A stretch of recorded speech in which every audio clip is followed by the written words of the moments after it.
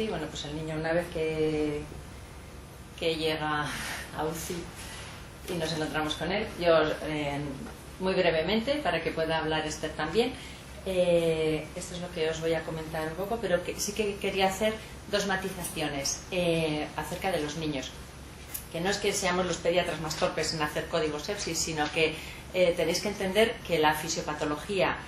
que abarca desde un prematuro de 24 semanas y 500 gramos que está en pleno desarrollo, a un recién nacido que es un inmunodeprimido, a un lactante de 1 año que su inmunidad está en pleno desarrollo, un niño de 3 años, un adolescente de 14 años que está también en pleno desarrollo de su fisiología, el unificar todo esto en pediatría es complicado, no es tan sencillo, y unificar unos criterios que nos sirvan para manejarnos con todos, pues no es tan sencillo. Eso por un lado, y luego que la incidencia en los últimos 20 años de la sepsis sí que ha disminuido, que las vacunas han sido un hito muy importante en el tipo de sepsis que atendemos nosotros a nivel pediátrico, que eso ha disminuido la incidencia de los gérmenes, pero sí que es cierto que las cifras que os ha presentado Nuria son muy importantes, porque cuando buscas hallas para lo que sirve el código es para ser más estrictos, para protocolizar todo el trabajo y que encuentres lo que de verdad hay, y eso corresponde con el, bueno, pues si buscas hallas, ¿no?, que por eso se encuentran más, y que, bueno, el laboratorio también, nuestro laboratorio de microbiología, pues cada vez es más, bueno, pues funciona mejor, ¿no? Y también resaltar que la sepsis cada vez va más asociada en los niños a patologías muy concretas. Y yo os voy a hablar, pues eso, de un resumen, muy resumen de las nuevas recomendaciones, que el protocolo del código sepsis nuestro en pediatría ya está muy especificado cuándo debe pasar un niño a UCI, cuando desde la urgencia se nos avisa. Prácticamente todo niño con una sepsis debería pasar por UCI, aunque sea para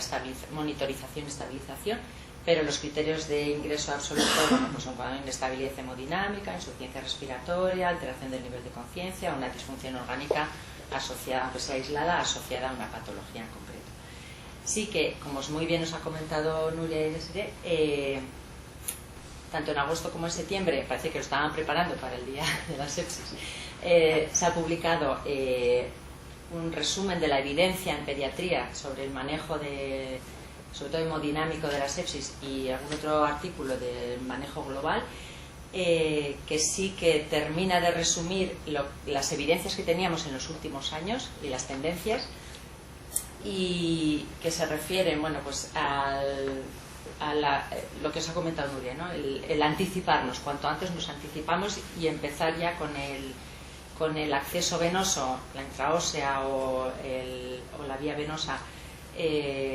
y administrar lo que es atropina y ketamina, tanto por vía intraósea como por vía intravenosa, para el manejo, para la monitorización, para poder acceder a vía venosa, intubación, etcétera. Se insiste muchísimo también en esta última publicación de la American College, el manejo de la ecocardiografía en UCI para testar y para ir monitorizando el manejo de los líquidos y el soporte inotrópico, fundamental, y los objetivos como más centrados, pues en conseguir lo que es la presión media y la presión venosa normal para cada edad. La saturación venosa con sus bueno, sigue siendo un estándar también, aunque bueno, pues también hay controversia y hay, bueno, pues artículos que nos dicen que sí, que no, pero bueno, sigue siendo uno de los objetivos, y el índice cardíaco de mayor de 3,3, o sea, conseguir un índice cardíaco normal. Y luego os comento un poco sobre el corticoide en la sepsis de los niños. Que el soporte inotrópico inicial debe ser con adrenalina, que lo que os ha comentado, por abreviar un poco lo que os ha comentado Nuria, el shock frío iría con adrenalina, y si no acaba de funcionar, pues habría que añadir vasodilatadores. El shock frío con hipotensión habría que añadir nora o valorar pues Dobut, levosimental, milrinona, etcétera. En shock caliente, que deberíamos iniciar soporte con noradrenalina, y si no acaba de funcionar, habría que añadir adrenalina o buta, etcétera, porque también existe bastante controversia para el uso de vasopresina y terlipresina, que hasta ahora pues bueno, era como una recomendación que teníamos ahí, y también parece que las últimas publicaciones no lo favorecen, porque parece que produce más isquemia que beneficio. Y en UCI, si el paciente no responde a todas estas medidas que hemos comentado así muy por encima, hay que pensar también, bueno, pues que no haya neumotoras, derrame pericárdico, síndrome compartimental abdominal que esté ocasionando esta mala respuesta a las medidas realizadas hasta ahora. Que es fundamental, y siguen insistiendo, en el control ecocardiográfico para testar la guía de la fluidoterapia, el soporte inotrópico y el resto de medidas. Y que si llegamos a una situación de sobrefractario que no responde a nada, pues valorar hemofiltración o pasar a ECMO. Y esto también, bueno, pues no hay todavía ninguna recomendación absoluta, es muy dependiente de los centros y bueno, pues depende eso, de la experiencia que se tenga y del manejo, y nuestro centro pues no es un centro de referencia de ECMO, así que podemos hacer hemofiltración, pero bueno, pues nuestro protocolo está adaptado a ello. Las recomendaciones últimas que dicen que la adrenalina como primera opción, ya en donde se pueda, pues si se puede en el centro de salud, o en la urgencia, no hay que esperar a la hora. Y la dosis de 0,05 a 0,3 microgramos kilo minuto. Si es por vía periférica, pues más diluida y ir subiendo. Y lo que sí son muy claros en este mismo en esta misma edición de septiembre del 2017 del Pediatric Critical Care, sobre el uso de los corticoides, que bueno, pues en los últimos años ya hay bastante publicación que cuestionan el beneficio, y bueno, el artículo que se presenta en esta edición es clarísimo, contraindicando el uso de los corticoides, que se reservan exclusivamente si hay una patología adrenal, una patología concreta, porque lo que se ha visto, bueno, los autores que publican el artículo, que supone estenosis índice renal en niño, clínica, aislada en ese momento o no, el añadir corticoide al tratamiento empeora el pronóstico y la evolución.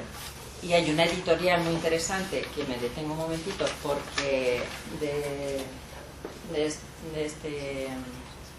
este autor, que dice que como el Thomas Jefferson, el presidente de Estados Unidos, decía que cuánto cuesta cambiar los hábitos, llevamos años con tendencia a que el uso del corticoide en la sepsis en el niño no parece bueno. Bueno, pues la evidencia ya está confirmado. ¿Cuánto nos va a costar conseguir dejar de usarlos, ¿no? Bueno, pues que ese artículo está refrendado por esa editorial, que a mí me ha parecido muy dura. Lo que nos cuesta cambiar de lo que aprendimos a lo que es mejor, ¿no? Con respecto a la monitorización, también las tendencias, parece que el lactato sí que nos es útil, sobre todo cuando está muy elevado, el aclaramiento. Insiste muchísimo en el uso de la ecocardiografía para testar y el tratamiento que estamos utilizando y valorar la respuesta hemodinámica y la situación del niño, y que debe ser una evaluación continua, una monitorización muy estrecha, muy dinámica, y que sobre todo insistir en eso, en que debemos ser muy cautos en el uso de la vasopresina o la terlipresina. En el protocolo también consta, bueno, pues se especifica muy bien el soporte respiratorio, que voy a pasar un poco porque más rápido, el soporte hematológico también, cuándo transfundir, si un niño con una hemoglobina menor de 10 pero tiene una saturación por encima, venosa central por encima de 70, no precisa transfusión, hemodinámicamente está bastante estable, que solamente hay que transfundir si la saturación no se ha conseguido por encima de 70. Con respecto a concentrado de Matías, la transfusión, si hay plaquetopenia, también ser muy cautos, y salvo que haya que hacer manipulaciones o técnicas más invasivas, valorar la cifra de plaquetas. y con respecto a la transfusión de plasma, pues también mucho más limitadas de lo que transfundíamos hasta hace poco, y que la PC activada en los niños está contraindicada. El soporte metabólico también, lo que os ha comentado Nuria, fundamental el control del calcio, la hipoglucemia y, bueno, pues, y el corticoide en niños que tengan una patología de base que nos haga sospechar que están en insuficiencia renal. Y el soporte renal, pues también, si según el volumen administrado, si falla el riñón, bueno, pues sí que se preconiza pues la depuración renal precoz para evitar más patología. En la neonatal, en los niños, bueno, como parece que la UCI es pequeñito y todo queda ahí chiquitín, sin embargo, la sepsis a veces, ahora ya en esta época de las vacunas, las sepsis probablemente más frecuentes y más graves las tenemos en la unidad neonatal, tan graves que a veces necesitan hasta cirugía en la propia unidad porque no se puede trasladar al paciente, ni siquiera a quirófano. El protocolo también, seguimos funcionando con los protocolos ya antiguos, y las nuevas recomendaciones sí que limitan el volumen de líquido, que bueno, pues antes íbamos transfundiendo, empezábamos por 10 por kilo y bueno, pues casi hasta 60 por kilo en la primera hora, y ahora sí que limitan como máximo 40 mililitros kilo en la primera hora, y sí que insisten en dopa y dobuta precoz. Sí que tenemos que tener en cuenta pues la persistencia de ductos, la persistencia de una cardiopatía congénita, o sea que en el manejo es un poco peculiar el manejo de la sepsis del recién nacido. Las medidas generales son, y el control y la monitorización similar, y la terapia de soporte pues también similar. Sin insistir, como ha comentado Nuria, y que se insiste cada vez más, que la protocolización es lo que favorece el manejo de estos niños y de muchos otros, y que todo lo que protocolizamos, todas nuestras actuaciones, una vez realizadas, debemos reevaluar, debemos ver dónde falla nuestro protocolo, en las medidas de adherencia, en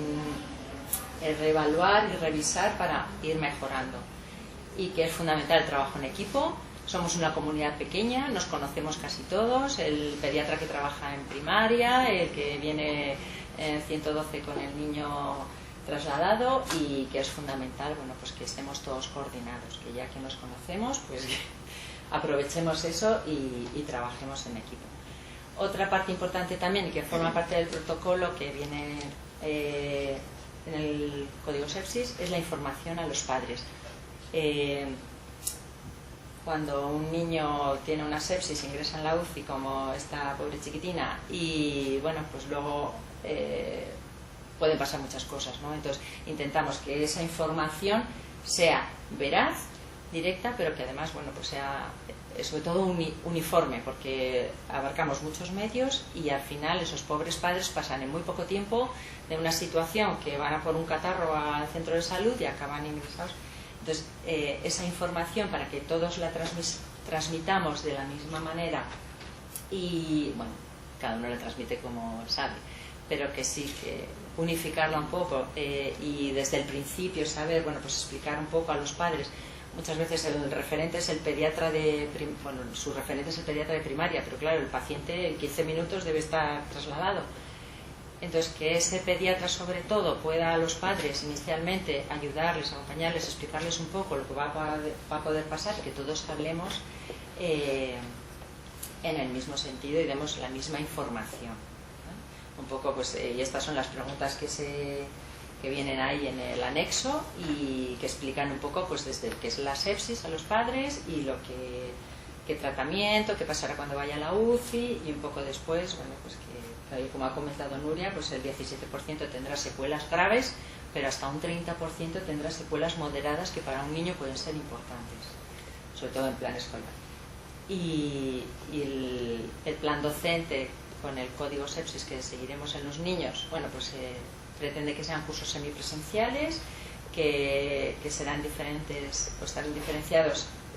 según el ámbito de trabajo, bueno, pues a nivel extrahospitalario, a nivel hospitalario, los comarcales, el 112, el sistema de transporte. Y sin más dejo paso a Esther para que... Gracias.